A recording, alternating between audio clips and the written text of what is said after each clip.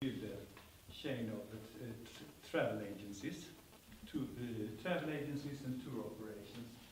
And I started a business with my friends, 3 of them in Gothenburg, a tour operating firm that we established ourselves in Bangkok, Singapore, Hong Kong, and we're having long distance travel to exotic places. and with Swedish guides, all over, and we were very successful. But one of the problems we had where we didn't have any money when we started, so we asked the airlines and we asked the insurance company to finance us because they knew us from before, from our careers. So they gave us the loans we needed, but in 1980, 3 years later, there was a little problem on the market because for the first time, the airlines wanted to charge for the extra for the oil, in our contract with the airlines. We would then, if the oil price went up, the customer would then have to pay more for the trip. And that was a disaster for our business at the time. For example, in Swedish crowns, a trip to Bangkok was 3,000 crowns with chicken line, with Aeroflot, where you got chicken every time, right? And now they wanted another 1,000, quite a high percentage of the trip. So our customers started to cancel their trips, which was a disaster for, tour operator or travel agency. We had a lot of your money in our account before you travel, so we always survive if you don't cancel at the same time. So we had a problem. We were losing money, and we had our accounts were not looking good at the bank. So the bank found us and asked us how we want to solve the problem. Do you want to go bankrupt, or can you sign for your life? And we didn't want to sign our lives, so we took the company to bankruptcy, which was a disaster in my life. I was, the center of the town. Everybody knew about me, successful in business. My whole identity was in my business, like maybe you are in yours. For my family, friends, and I was totally broke, financially, so I shared a meal at China restaurants with my friend, and we had no money. I was too proud to ask for help. But one reaction that I had that I think is quite universal was that the first thing I would do then, when we went bankrupt, I would ask myself, whose fault is this? Who is to blame for this bankruptcy? And I would look around on everybody else. I think the accountant, he was not doing his job properly. And my partners, and the airlines, our partners, they didn't perform. So I blamed everybody else except myself. and that was an interesting exercise because I realized it didn't help me to blame other people. It didn't help at all. The other way around, I was actually, for the first time in my life, I had stomach problems. The older ones in the audience know what Novalucol is, the Swedish, that was a medicine, like a milky medicine in small bags, instead of pills at the time.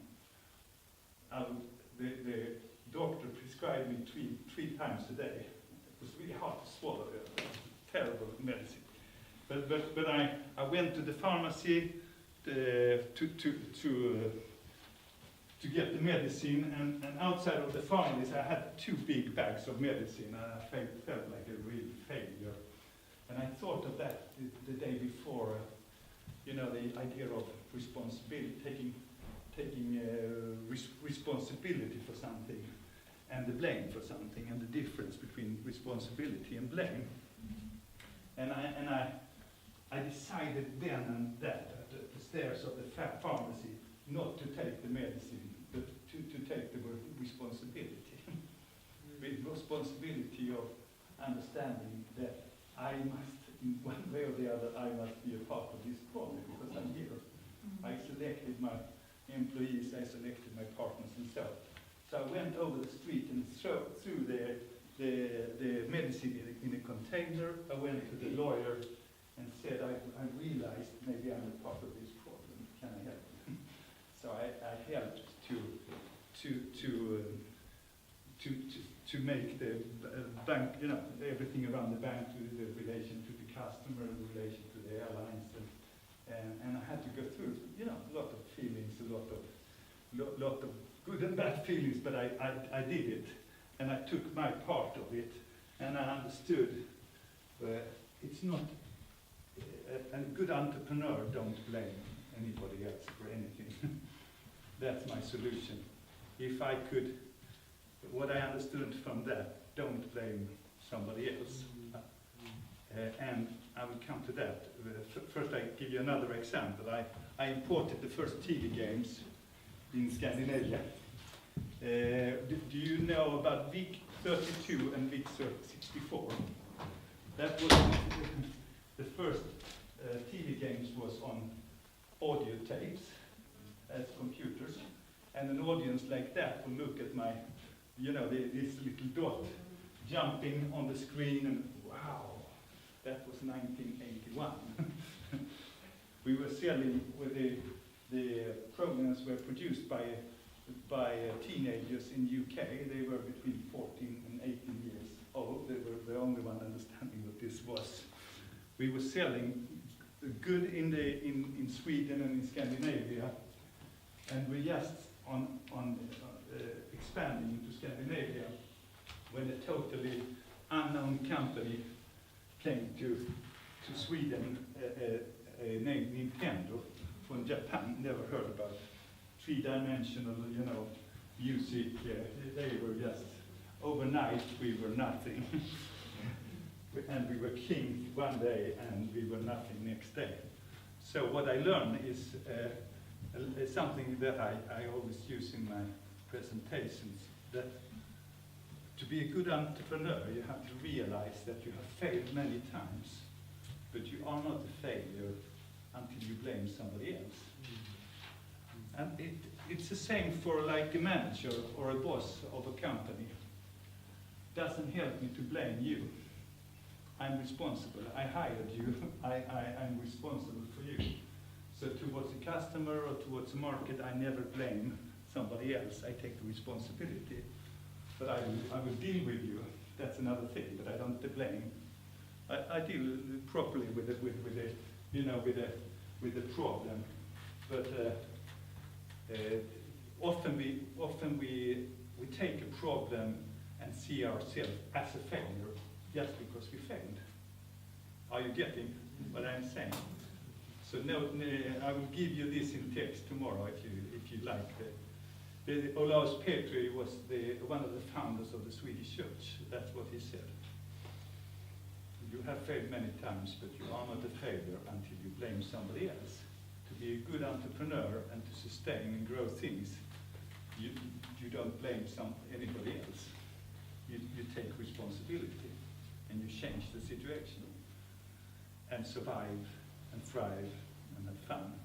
So another example of how can you be the best in the world? You recognize this guy. He was number one in the world for a long time. And one example was of his. He was better than anybody else on most of the what would you say, hits? Shots. Yeah, sorry, shots. But he didn't control the bunker shots. He was not very good, and his coaches tried to, they tried desperately to make him better on the bunker shots, until one of the coaches got an idea. You're best at every other shot in the book, so why don't we decide for you never to come to the bunker? So that's his strategy now. Never go to the bunker. And as a simple solution to, instead of going for your weaknesses, go for your strengths. We'll talk about strengths tomorrow too, so I will get into that. So what strengths can you focus on to get your business thriving instead of focusing on your. You can add something or deduct something to be the best in your business. Another example from the golf is if you play golf for the first time and you look on this picture, this is what you see. The brain will think, I will not hit the water and I will not hit the trees. Most of us will think like that. A few will think differently. But you know, for the brain will not catch naught. Are you with me? Yeah. So if you say, I will not hit the tree, the only thing the brain will think of is tree, tree, tree. So if you say, not water, not trees, enough times you will hit the water or the trees. That's why negative thinking doesn't work. Well, I tried that. I said I will not hit the fairway, and I didn't. You see, perfect. But you see how the brain works. That's why it's hard to have negative people in entrepreneurship. You have to work with your way of thinking. If you think negatively, the negative things will happen. Because the brain will focus if you want it or not. It's not in the book of the brain. The brain will think, water tree, hit the water, hit the tree, or hit what you not want to do. Think positively, I want to hit the green, yeah? I actually stopped golfing when I made a hole-in-one. So I could ask anybody, Lawrence, how many hole-in-ones did you do? And I built the golf course. I will get into that later on.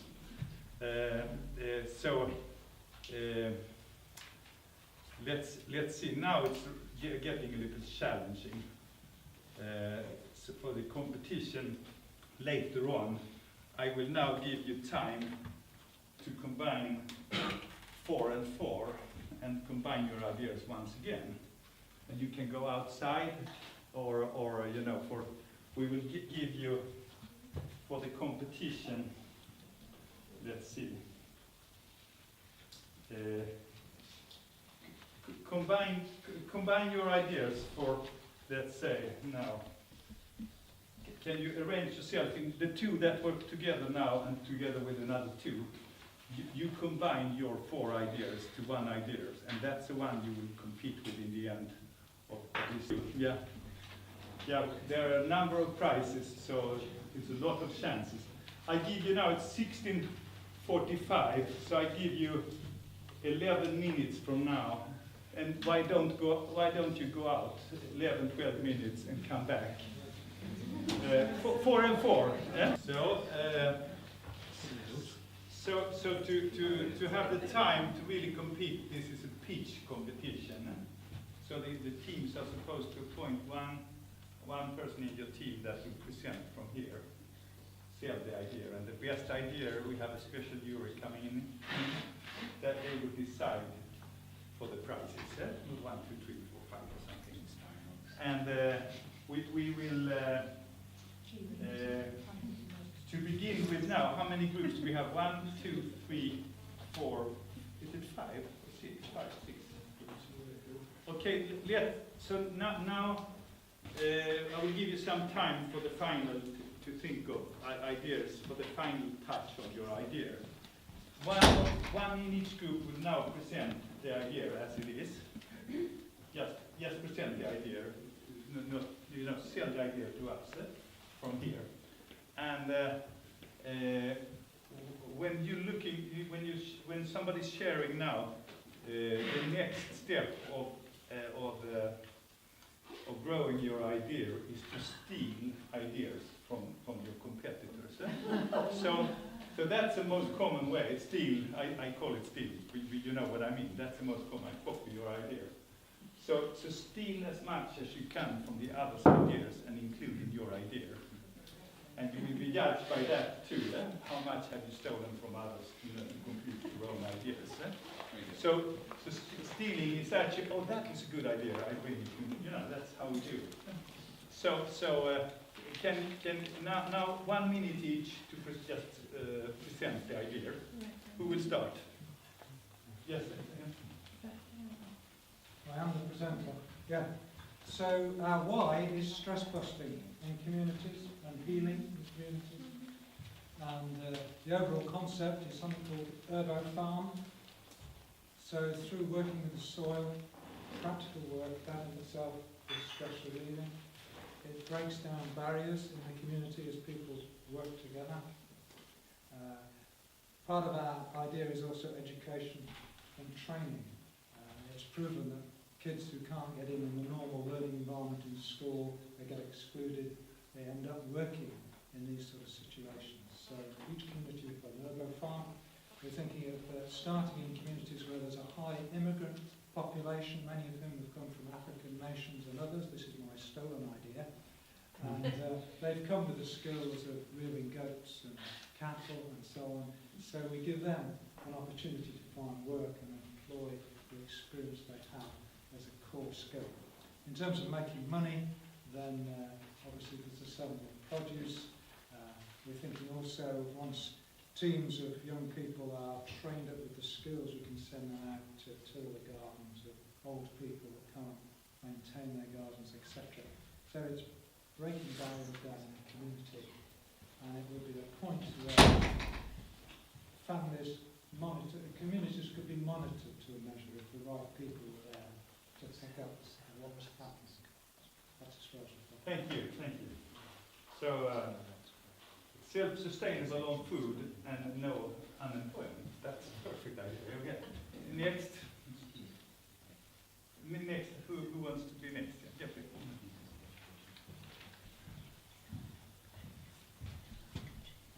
Okay, our idea is what we call the Wellbeing Workstation. It's a piece of kit, it's a piece of engineering, looks vaguely like a desk, but there's got an awful lot more to it than that, which is empathetic, which senses people's moods or stress levels.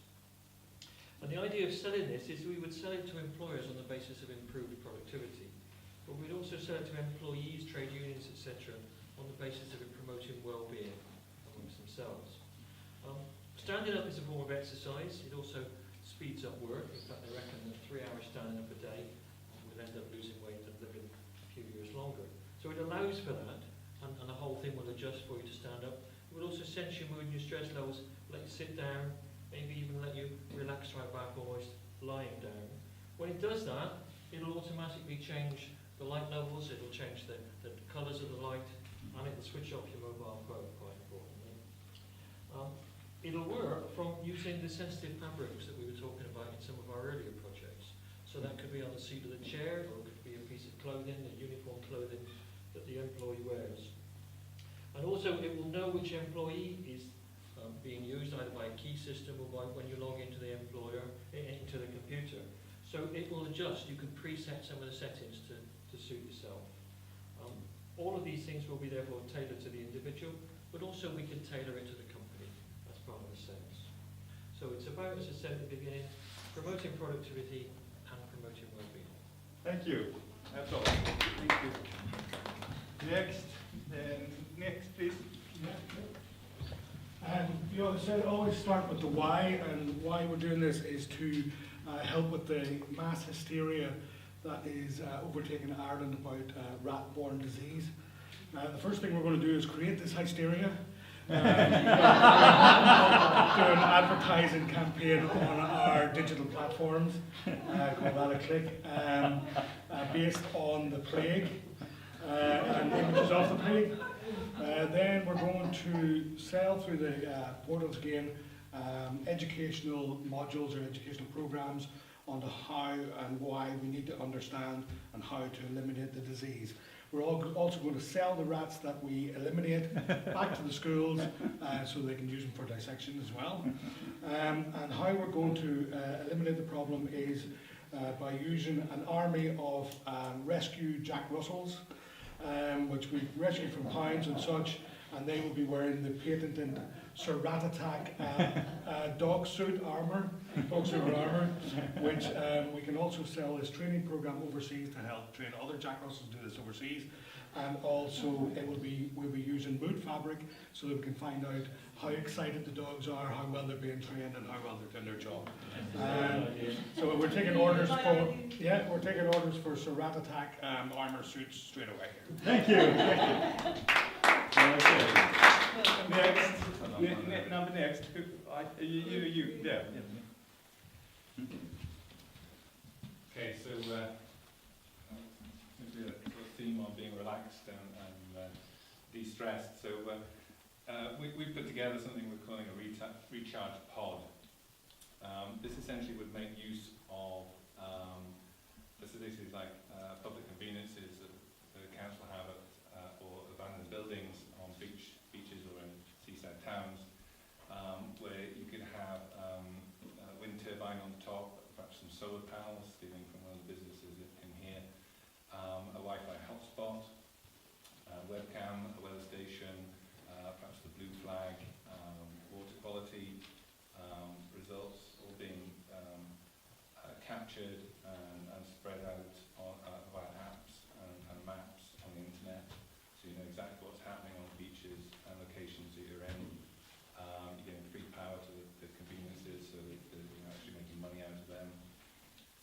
You've got a phone point, so if you're out and about and your children have run down your iPhone playing games in the back of the car, you can actually get a recharge without having to go home whilst you're at the beach.